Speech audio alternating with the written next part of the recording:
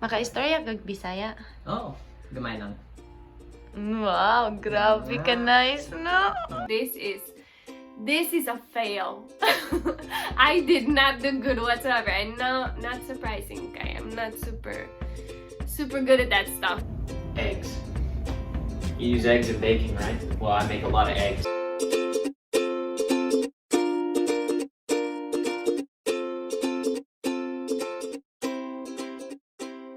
So this week, magbuhat me something every day to celebrate Christmas. And excited kay kami ni Toria ng buhat ani, even though dili mi together, mag-edit ko para together mi murag lang. So the first 2 days, ako anang buhat. Unta, mag-alternate mi. Pero, pag idea ni namo, nag-say mi na, this week, magbuhat mi, mag-celebrate mi Christmas every day, starting Saturday. And then, akong amiga, nag-post siya o kanang fitness challenge. Ay, ganahan ta ako mag-join. So, nag-join ko, kay ganahan mag-fitness. Ang 3 things na magbuhat mi, like, no sugar, kinahanglan mi mag-workout every day, and then, mag-drink mi among water. So, nag-join ko. Wala dyan ko nang-think ba na this week, ang challenge. Agay, grabe. So, among idea is, daghan kay mga sugar.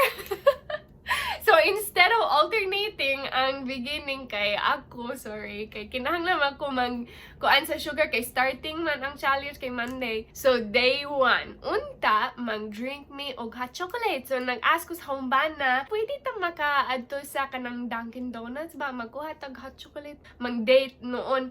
Ano siya, oh, of course! Friday night ni ha. So, Saturday morning, nagmata ko. Akong bata, nagmata.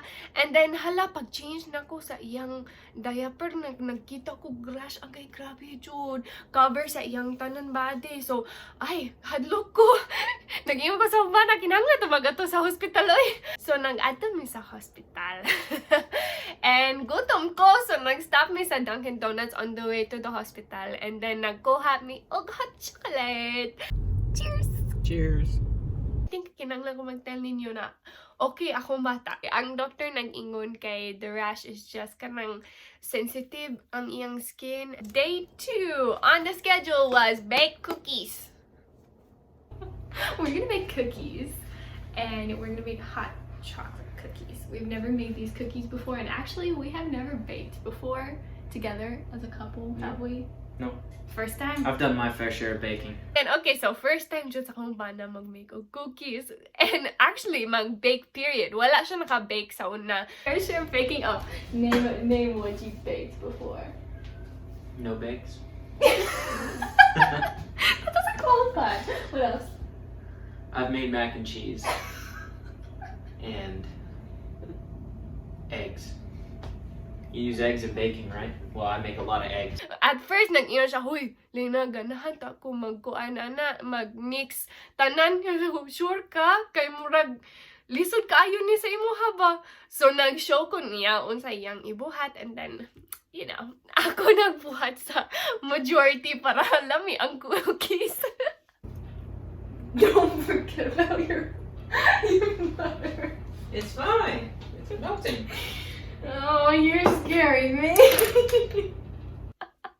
And lami dyan ang cookies. Excited kayo mag-try, no? Kaayo. Excited kayo? You want to split a cookie? Mm-mm. No? Oh, I'm scared. Okay. Ready? Lamit ba? Ay, grabe. So yeah, day 2, it was lingaw kaayo and ganahan siya ko mahimo ani like tradition gyud kay ay nalingaw siya ko mag-bake me kami duha akong bana. Day 3 is Victoria, so I will let her explain day 3 to you. So for today's Christmas theme, we are going to be painting Christmas pictures. Anything Christmassy. Nag-adto mi sa store, nagpalit mi og mga paints, paintbrushes, og canvas, barato ra man na diri. So nagpintal mi kanang pagbalik na mo sa balay. You got? Santa Claus. That looks really good. It looks super nice. Kanindot Draws or draw paint is all. Makaistorya kag Bisaya. Oh, gamay lang. Wow, grabe ka nice, no? Arsa. Kanindot. Ako anindot. Uh-oh. Nag-set up mi ana and then nagpintal mi og kanang Christmas picture. Akong gi-choose kay Grinch. Ambot lang kung kabalo mo kinsa na. I'm sure kabalo mo kay Christmas jud na ang Grinch. You're done? Yeah. Why do I always take forever? Mine doesn't even look that nice. Because you are hinay-hinay. Pero murag kamot siya niya na yung ornament ana niya si Christian. Ganan siya magpinta, so nagpinta siya og snowman. This is mine. You're a mean one. This is Mr. Grinch. And here's Christian. Santa Claus. That's a snowman. Ana, so nalingaw jud mi and then of course nami pizza break kay gutom man. Nya, basta lingaw kaayo to. Morena. Day 3. Day 4. Kini na day, grabe.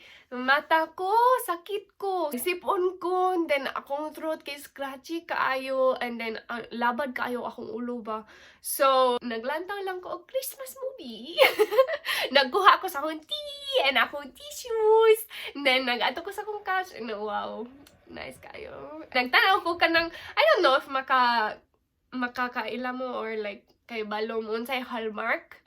I think makatanaw mo, I don't know. But kanang Hallmark ba, kanang feel-good na movie.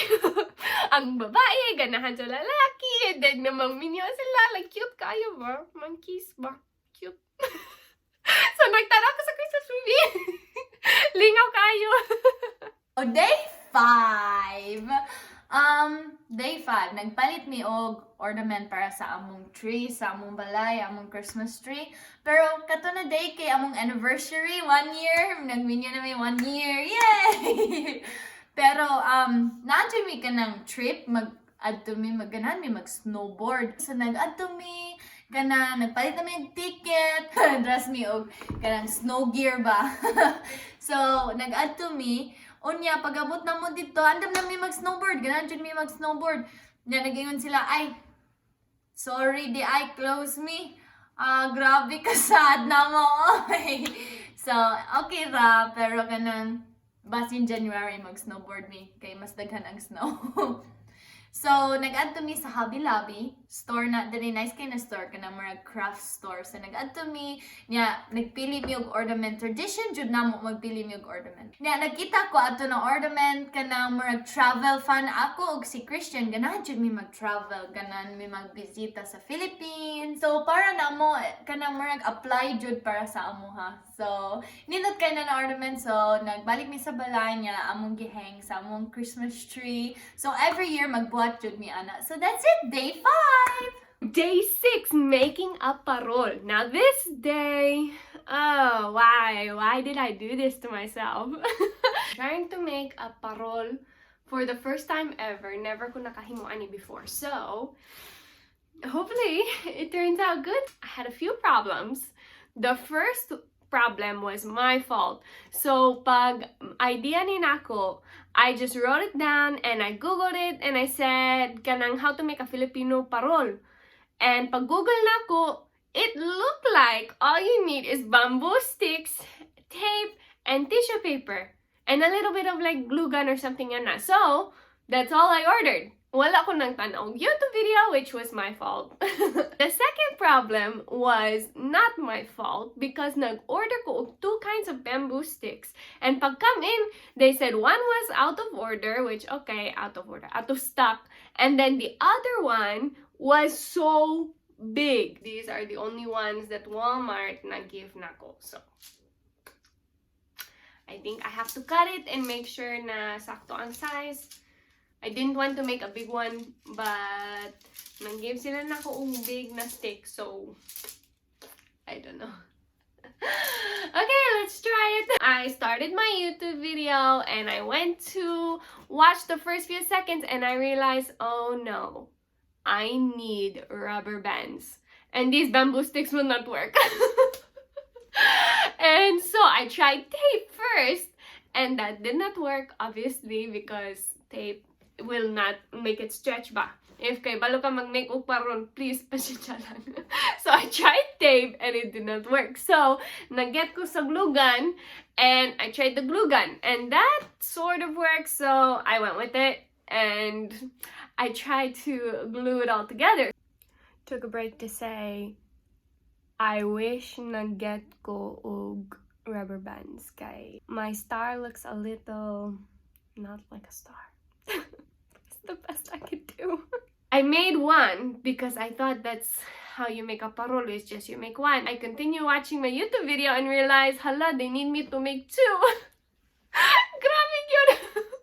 You have to bring them together with like a stick in the middle.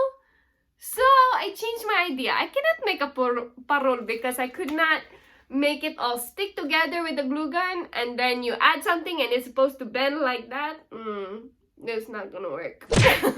Instead of a normal parol, I'll make a parol but only in an ornament. So it's much smaller, much easier, and then I don't need to make two to come together. Although it probably would be better if nagmake ko og two to come together, but no rubber band. So I worked with what I got and my parol sort of came out. Hadlo kayo ko pagput na ko sa tissue paper kaya as in bati kayo. I was like, oh no, this is a fail. I did not do good whatsoever. But then I put the decoration on and it's okay. It's not bad. It could be better. Next year, better known because I know. Watch the YouTube video before you do it. It was lingaw. And next year, I'm doing it again, but with akong bata. And then we'll make one every year and keep it, and it will be our Filipino Christmas tradition.